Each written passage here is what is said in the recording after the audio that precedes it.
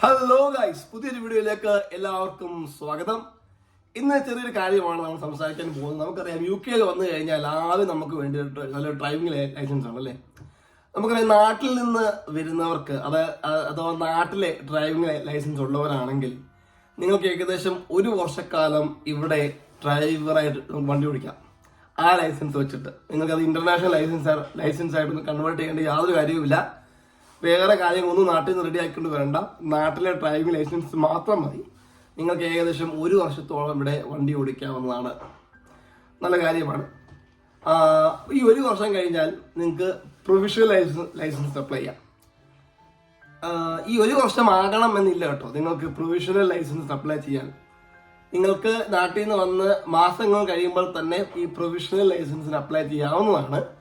പ്രശ്നം എന്താണെന്ന് വെച്ച് കഴിഞ്ഞാൽ, പ്രൊവിഷണൽ ലൈസൻസ് അപ്ലൈ ചെയ്യുമ്പോൾ നിങ്ങളുടെ ഇന്റർനാഷണൽ ഡ്രൈവിംഗ് ലൈസൻസ്, അതായത് നിങ്ങളുടെ ഈ നാട്ടിലെ ഡ്രൈവിംഗ് ലൈസൻസ് ഇവിടെ പിന്നെ ഇൻവാലിഡ് ആയി പോകും. അപ്പോൾ അതുകൊണ്ടാണ് ആൾക്കാർ എന്ത് ചെയ്യുന്നത്, ആൾക്കാർ കൃത്യം ഒരു വർഷത്തോളം നാട്ടിലെ ലൈസൻസ് വെച്ച് ഇവിടെ വണ്ടി ഓടിച്ച് റോഡും കാര്യങ്ങളൊക്കെ ഒന്ന് മനസ്സിലാക്കി നിയമങ്ങളൊക്കെ ഒന്ന് പഠിച്ച്, അപ്പോൾ ആ ഒരു ട്രാൻസിഷൻ അവർക്ക് വളരെ എളുപ്പത്തിൽ ചെയ്യാൻ കഴിയുന്നതാണ്. അതുകൊണ്ടാണ് അതങ്ങനെ ചെയ്യുന്നത്. അത് ഒന്നാമത്തെ കാര്യം. ഇനി പ്രൊവിഷണൽ ഡ്രൈവിംഗ് ലൈസൻസ് എടുക്കുന്നത് എങ്ങനെയാണ്? ഒരുപാട് കൂട്ടുകാരെ വിളിച്ച് ചോദിക്കാറുണ്ട്, ഈ പ്രൊവിഷണൽ ഡ്രൈവിംഗ് ലൈസൻസ് എടുക്കുന്നത് എങ്ങനെയാണെന്ന്. നമുക്ക് ഈ നാട്ടിലെ പോലെ ഒരുപാട് നൂലാമാലകളൊന്നും ഒരു കാര്യത്തിനും ഇവിടെ ഇല്ല. ഇപ്പം നാട്ടിൽ തന്നെ നമ്മൾ അറിയാം, നമ്മുടെയൊക്കെ MVDയുടെ സൈറ്റിൽ കയറി കഴിഞ്ഞാൽ ഒരു കാര്യം അപ്ലൈ ചെയ്യാൻ 1000 നൂലാമാലകളാണ്. ദൈവം സഹായിച്ച് ഇവിടെ അങ്ങനെയുള്ള നൂലാമാലകളൊന്നുമില്ല. ഡയറക്റ്റ് ഗൂഗിളിൽ പോവുക,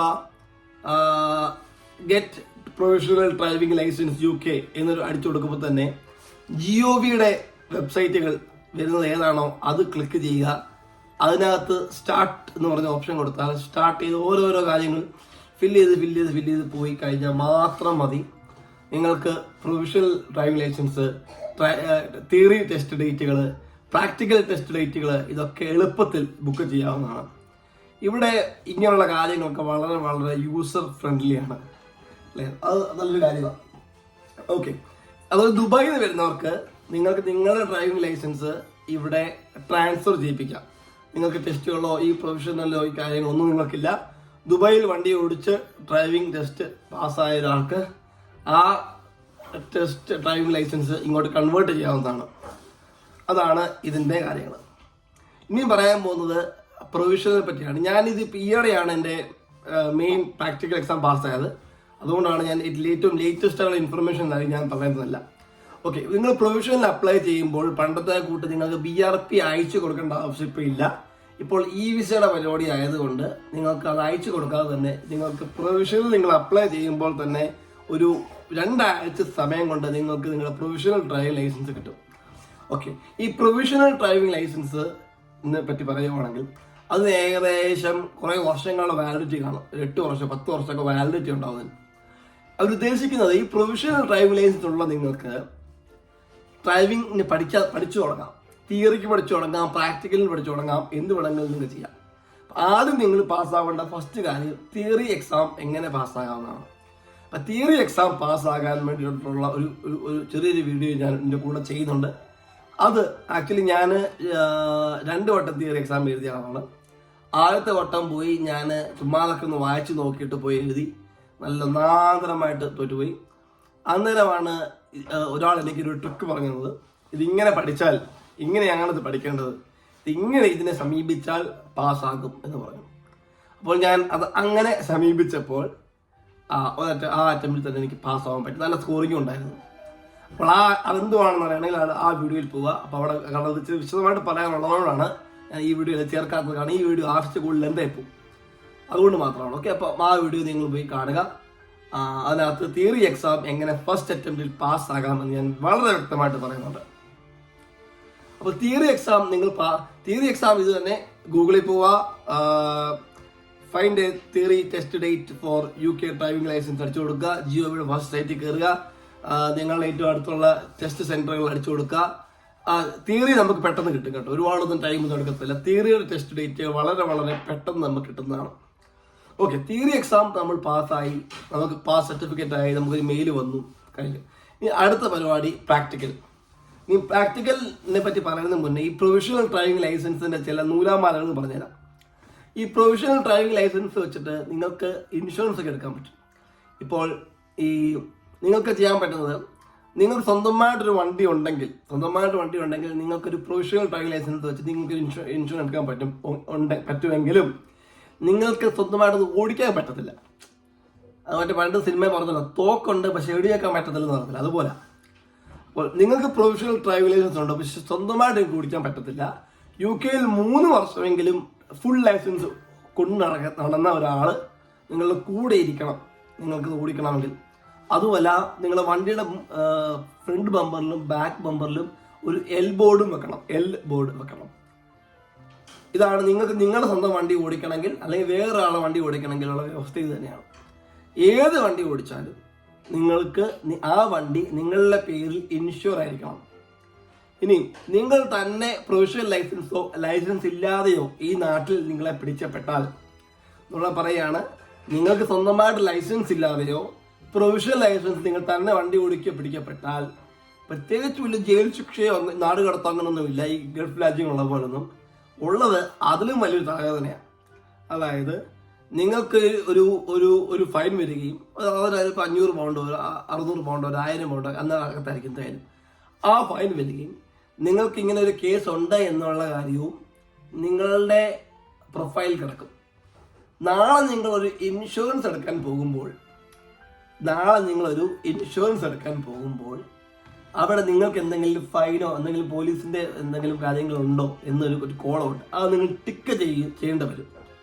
അത് ടിക്ക് ചെയ്യാതെ എടുത്താൽ അത് വേറെ കുറ്റകരമാണ്. പക്ഷെ നിങ്ങൾക്ക് എന്തായാലും ടിക്ക് ചെയ്യേണ്ടി വരും. അങ്ങനെ നിങ്ങൾ ടിക്ക് ചെയ്യുമ്പോൾ തന്നെ നിങ്ങൾക്ക് വെറും 100 പൗണ്ടിന്റെ ഉള്ളിൽ കിട്ടേണ്ട ഇൻഷുറൻസ് 400 500 പൗണ്ടായിട്ട് മാറും. അതാണ് അതിൻ്റെ ഏറ്റവും വലിയ ട്രാപ്പ്. ഇതിങ്ങനെ കിടക്കും. ഇതിങ്ങനെ നമ്മളുടെ ഈ UK ജീവിതകാലം മുഴുവൻ ഈ ഒരു ഭാരം നമ്മുടെ തലയുടെ മേൽ കിടക്കും. അതുകൊണ്ട് പറ്റുന്നത്രയും പ്രൊഫഷണൽ ഡ്രൈവിംഗ് ലൈസൻസ് ഇല്ലാതെയും വണ്ടി ഓടിക്കുന്നത് പാടില്ല. കഴിയുന്നത്രയും പാടില്ല. പ്രയോഗം തെറ്റാ, പാടില്ല. കാരണം നമുക്ക് ഇന്ന് നമ്മൾ ഓടിച്ചു പോയി, ഇന്ന് നമ്മൾ ആരും പിടിച്ചില്ല നമ്മൾ വിചാരിക്കാം. പക്ഷെ നാളെ എപ്പോഴെങ്കിലും നമ്മൾ പിടിക്കപ്പെടുമ്പോൾ ഈ ജീവിതകാലം മൊത്തം നമ്മളെ തലയുടെ മണ്ടയ്ക്ക് ഒരു കുരിശായിട്ട് ഈ ഇൻഷുറൻസ് എന്ന് പറഞ്ഞ സാധനം തൂങ്ങിക്കിടക്കും. ഓക്കെ ഗൈസ്, അതുകൊണ്ടാണ് പറഞ്ഞത്. ഓക്കെ, അപ്പോൾ അത് പറഞ്ഞു കഴിഞ്ഞു. അപ്പം പിന്നെയുള്ള രണ്ടാമത്തെ ഓപ്ഷൻ, സ്വന്തമായിട്ട് വണ്ടി ഇല്ലെങ്കിൽ നിങ്ങൾക്കൊരു ഡ്രൈവിംഗ് ട്യൂട്ടറെ കണ്ടുപിടിക്കാം, സ്കൂളുകാരെ കണ്ടുപിടിക്കാം. അവരെന്ന് വെച്ച് കഴിഞ്ഞാൽ ഇവിടെ ഒന്നെങ്കിൽ നിങ്ങൾക്ക് ഒരു സ്കൂൾ കംപ്ലീറ്റ് ആയിട്ട് ജോയിൻ ചെയ്ത് അവരൊരു കോഴ്സ് മൊത്തം തരും. നിങ്ങൾക്ക് നിങ്ങളുടെ ഡ്രൈവിംഗ് ഒരു അസസ്മെന്റ് ഒക്കെ നടത്തി. അപ്പോൾ ഇവിടെ എന്ന് പറഞ്ഞത്, ഞങ്ങളിപ്പം താമസിക്കുന്നത് മിൽട്ടൺ കീൻസിലാണ്. മിൽട്ടൺ കീൻസിലൊക്കെ ഒരു മണിക്കൂറിന് 35 പൗണ്ടാണ്. ഞാൻ നോർത്ത് ആംപ്ടണിലൊക്കെ 30 പൗണ്ടേ ഉള്ളൂ എന്ന് കേട്ടിട്ടുണ്ട്. പല സ്ഥലങ്ങളിലോട്ട് മാറുന്ന അനുസരിച്ച് ഇതിൻ്റെ റേറ്റുകളൊക്കെ കയറിയും ഇറങ്ങിയൊക്കെ ഇരിക്കും. അതുകൊണ്ട് അത് നല്ലൊരു ഡ്രൈവിംഗ് സ്കൂളിനെ കണ്ടുപിടിച്ച് അപ്പോൾ അങ്ങനെയുള്ള ഗുണം എന്ന് വെച്ചാൽ നിങ്ങൾക്ക് ടെസ്റ്റ് ഡേറ്റിന് പോകുമ്പോൾ അവരുടെ വണ്ടി തരും, അവരും കൂടെ വരും. അപ്പോൾ നിങ്ങൾക്ക് ആ പഠിച്ച വണ്ടിയെ തന്നെ നിങ്ങൾക്ക് പോകാവുന്നതാണ്. അപ്പോൾ അത് നല്ലൊരു കാര്യമാണ്. പക്ഷെ അതിൻ്റെ ഒരു നെഗറ്റീവ് സൈഡ് എന്ന് വെച്ച് കഴിഞ്ഞാൽ, ഇപ്പോൾ ഞാൻ ഓൾറെഡി 2 രാജ്യങ്ങളിൽ വണ്ടി ഓടിച്ച ആളാണ്. ഇന്ത്യയിലും കുവൈറ്റിലും വണ്ടി ഓടിച്ച ആളാണ്. ഞാനൊരു വണ്ടി എടുത്തു, ഞാനൊരു വൈഫ് ഓടിക്കുന്നത്. ഞാൻ ആ വണ്ടി ഞാനിപ്പോൾ ഒരു ഡ്രൈവിംഗ് ഇൻസ്ട്രക്ടറെ വിളിച്ചു. ഒരു ഇംഗ്ലീഷുകാരനായിരുന്നു. പുള്ളിക്കാരൻ പറഞ്ഞു, ഞാൻ പറയും, അതായത് പുള്ളി എന്നോട് പറയും എപ്പോഴാണ് ഞാൻ റെഡി ആകുന്നത്, അതുവരെ ഞാൻ വിളിച്ചുകൊണ്ടിരിക്കണം. അപ്പോൾ ആഴ്ചയിൽ 1-2 ദിവസമൊക്കെ വിളിക്കും. ഒരു വിളിക്ക് 35 പൗണ്ട് ഒരു മണിക്കൂറിന്. അങ്ങനെ 2 വിളിയായി 70 പൗണ്ടായി. അങ്ങനെ അപ്പോൾ പുള്ളി എന്നെ വിടുന്നില്ല.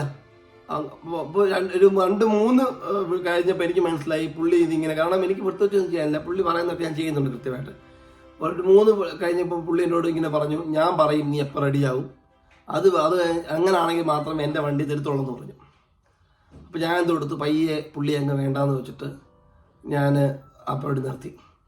അപ്പോൾ ടെസ്റ്റ് ഡേറ്റിന് എന്തോ ചെയ്തു എന്നല്ലേ, ടെസ്റ്റ് ഡേറ്റിന് ഇവിടെ വണ്ടിയില്ലാതെ നമുക്ക് സ്വന്തം വണ്ടിയിൽ പോകാമെന്ന് വെച്ച് കഴിഞ്ഞാൽ, എൻ്റെ വണ്ടി ഓട്ടോമാറ്റിക് വണ്ടിയായിരുന്നു.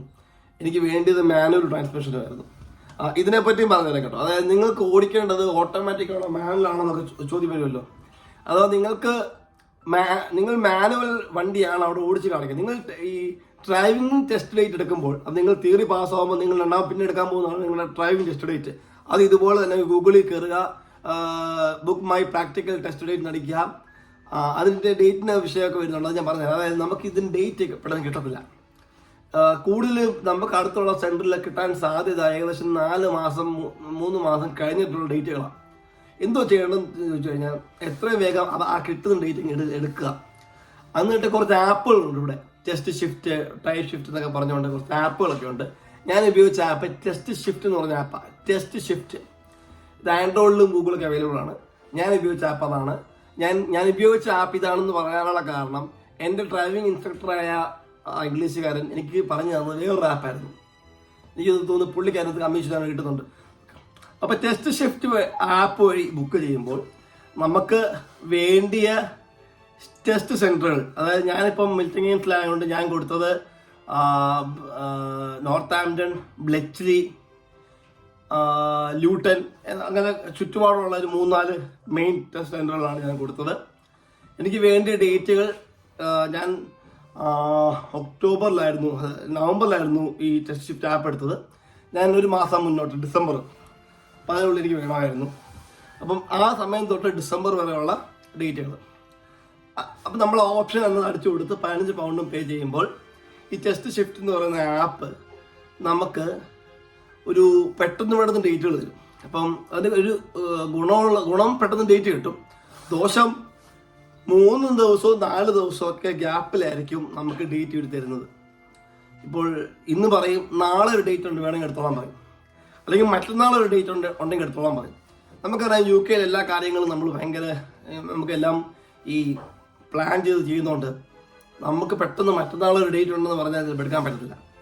അപ്പം അങ്ങനെ ഒരു വിഷയം ഇതിനകത്തുണ്ട്. പക്ഷേ ഡ്രൈവിങ്ങിൻ്റെ കാര്യമായതുകൊണ്ട് പറ്റുവാണെങ്കിൽ ഡ്യൂട്ടിയൊക്കെ ഒന്ന് മാറ്റി വെക്കുകയോ സ്വാപ്പ് എടുക്കുകയോ എന്തെങ്കിലും ചെയ്ത് പോയി ടെസ്റ്റ് അറ്റൻഡ് ചെയ്യണം എന്നാണ് എനിക്ക് പറയാനുള്ളത്. ഡ്രൈവിങ്ങിൻ്റെ ടെസ്റ്റിനെ പറ്റി പറയുമ്പോൾ അതിൻ്റെ അനുഭവങ്ങളെല്ലാം ഞാൻ വേറൊരു വീഡിയോ ആയിട്ട് ഇടാം. ഡ്രൈവിംഗ് ടെസ്റ്റ് ഡേറ്റിൽ എന്താണ് നിങ്ങൾ ചെയ്യേണ്ടത്, ചെയ്യാൻ പാടില്ലാത്ത എന്തൊക്കെയാണ്, അത് ഞാൻ വിശദമായിട്ടൊരു വീഡിയോ ആയിട്ട് തന്നെ ഞാൻ ഇടുന്നുണ്ട്. അത് നിങ്ങൾ കാണുക. അപ്പോൾ നിങ്ങൾ ഈ ടെസ്റ്റ് ഡേറ്റ് എടുത്തപ്പോൾ എനിക്ക് നോർത്താംപ്ടണിലാണ് കിട്ടിയത്. കുഴപ്പമൊന്നുമില്ല, അവിടെ പോയി ഫസ്റ്റ് അറ്റംപ്റ്റിൽ എനിക്ക് പാസ്സാകാൻ പറ്റി. അപ്പോൾ അതുകൊണ്ടാണ് ഞാൻ പറഞ്ഞത് അതിനെപ്പറ്റിയുള്ള വീഡിയോ ഞാൻ ഇടാവുന്നത്. ഇത്രയേ ഉള്ളൂ ഇതിനകത്തുള്ള കാര്യങ്ങളൊക്കെ. ഈ ടെസ്റ്റ് ഡേറ്റിന് പോകുമ്പോൾ നമുക്ക് അഥവാ ഡ്രൈവിംഗ് ഇൻസ്ട്രക്ടർ നമ്മുടെ കൂടെ വന്നില്ല എങ്കിൽ പുള്ളിക്കാരന് വരാൻ പറ്റത്തില്ല, അല്ലെങ്കിൽ പുള്ളി ഇതുപോലെ പുള്ളി നമ്മളെ തഴഞ്ഞെങ്കിൽ എന്താണ് ചെയ്യണമെന്ന് ചോദിച്ചു കഴിഞ്ഞാൽ നമ്മുടെ തന്നെ അറിയാവുന്ന ആരുടെയെങ്കിലും വണ്ടി ആ വ്യക്തിയെയും കൂടെ 3 വർഷം ഡ്രൈവിംഗ്, ശരിക്കും അവിടെ ചെന്ന് കഴിഞ്ഞാൽ അത് ചോദിക്കത്തില്ല, പക്ഷേ എങ്കിലും ഒരു സേഫ്റ്റിക്ക് വേണ്ടി 3 വർഷം UK ഡ്രൈവിംഗ് പ്രാക്ടീസ് ഉള്ള ഒരാളും അവരുടെ വണ്ടിയും, പിന്നെ ഈ വണ്ടി അവരുടെ പേരിലും നമ്മുടെ പേരിലും ഇൻഷുർഡ് ആയിരിക്കണം. നമുക്ക് ഈ 1 ഡേ ഇൻഷുറൻസ് ഒക്കെ ഉണ്ട്, ഒരു ദിവസം എടുക്കാം. അതിന് 25 പൗണ്ട് 30 പൗണ്ട് അങ്ങനെയൊക്കെ ഒരു 24 മണിക്കൂറത്തേക്ക് തന്നെ ഇൻഷുർ ആക്കി വെക്കും. അങ്ങനെയുള്ള ഇൻഷുറൻസുകളൊക്കെ ഉണ്ട്. അപ്പോൾ ആ ഇൻഷുറൻസ് എടുത്തിരിക്കണം. വണ്ടിയുടെ മുന്നിലും ബാക്കിലും എല്ലാം ഇട്ടിരിക്കണം. അങ്ങനെയാണ് നമ്മൾ അവിടെ ചെന്നിറങ്ങാൻ. അപ്പം ഒന്നെങ്കിൽ അവരോടിക്കോ നമ്മൾ ഓടിക്കുകയൊക്കെ ചെയ്യാം. അത് നിങ്ങൾക്ക് ഈ 3 വർഷമുള്ള ആളെ കിട്ടിയില്ല എങ്കിൽ സാരമില്ല, നിങ്ങൾക്ക് ഈ ജസ്റ്റ് ഫുൾ ടൈം ലൈസൻസ് ഉള്ള ആളെ കൊണ്ടുപോകാം. പക്ഷേ ആ വ്യക്തി ആയിരിക്കണം വണ്ടി ഓടിക്കുന്നത്, നിങ്ങൾ വണ്ടി ഓടിക്കാൻ പാടില്ല. ആ വ്യക്തി നിങ്ങളെ കൊണ്ട് ടെസ്റ്റ് സെൻ്ററിൽ പോയി ഇറങ്ങി ഡ്രൈവിംഗ് ഇൻസ്ട്രക്ടർ വരുമ്പോൾ അവർ നിങ്ങളെ കൊണ്ട് പോയി അങ്ങനെ. അതായത് ഇത്ര ഉദ്ദേശിക്കുന്നുള്ളൂ, നിങ്ങൾ 3 വർഷം ഫുൾ ലൈസൻസ് ഉള്ള ഒരാളുടെ അണ്ടറിലെ സൂപ്പർവിഷനിൽ മാത്രമേ നിങ്ങൾ വണ്ടി ഓടിക്കാൻ പാടുള്ളൂ എന്നൊരു നിയമമേ അതിനകത്തുള്ളൂ. അതുകൊണ്ടാണ് നിങ്ങൾ ഓടിക്കുന്നില്ല എങ്കിൽ നിങ്ങൾക്ക് ഞാൻ കൊണ്ടുപോയത് സാധാരണ ഡ്രൈവിംഗ് ലൈസൻസ് ഉള്ള ഒരു അച്ചായനെയാണ്. വണ്ടി ഞാൻ എൻ്റെ പേരിലും പുള്ളിയുടെ പേരിലൊക്കെ ഇൻഷുർ ചെയ്തിരുന്നു. അതുകൊണ്ട് കുഴപ്പമൊന്നുമില്ല, അതുകൊണ്ട് പാസ്സായി. അപ്പം അതാണ് അതിനെപ്പറ്റി പറയാനുള്ളത്. പിന്നെ ടെസ്റ്റ് ഡേറ്റിനെ പറ്റി ഞാൻ പറഞ്ഞു, തിയറിയെ പറ്റി ഒക്കെ ഞാൻ ഓൾറെഡി ആദ്യമേ ഞാൻ പറഞ്ഞു കഴിഞ്ഞു. പിന്നെന്താ പറയാനുള്ളത്, അത്രേ ഉള്ളൂ കേട്ടോ, അത്രയൊക്കെ ഉള്ളൂ. അപ്പോൾ അത്ര വിവരങ്ങളേ ഉള്ളൂ, അത്ര വിശേഷങ്ങളേ ഇതിനകത്തുള്ളൂ. നിങ്ങൾക്കൊന്ന് ആദ്യമൊന്ന് വിചാരിച്ചു കഴിഞ്ഞാൽ പാസ്സാകാനുള്ളതേ ഉള്ളൂ UK ഡ്രൈവിംഗ് ടെസ്റ്റുകൾ. ഇതിൻ്റെ പ്രധാനപ്പെട്ട കാര്യം എന്ന് വെച്ച് കഴിഞ്ഞാൽ ഈ ഡ്രൈവിംഗ് ടെസ്റ്റ് ഡേറ്റ് എടുക്കുന്നതിന് മുന്നേ മാക്സിമം പ്രിപ്പയർ ആവുക, നിയമങ്ങളെല്ലാം പഠിക്കുക, റോഡിലെ സൈനുകളും സ്പീഡുകളും എല്ലാം മനസ്സിലാക്കി വെക്കുക, റൗണ്ട് അബൌട്ടുകൾ പഠിച്ചു വെക്കുക, സിഗ്നലുകൾ എങ്ങനെയാണ് ഇവിടെ ഉപയോഗിക്കുന്നതെന്ന് പഠിച്ചു വെക്കുക. അങ്ങനെ എല്ലാ കാര്യങ്ങളും വ്യക്തമായിട്ടും വൃത്തിയായിട്ടും പഠിച്ചിട്ട് മാത്രമേ ടെസ്റ്റ് ഡേറ്റ് ബുക്ക് ചെയ്യാൻ പോകാവൂ.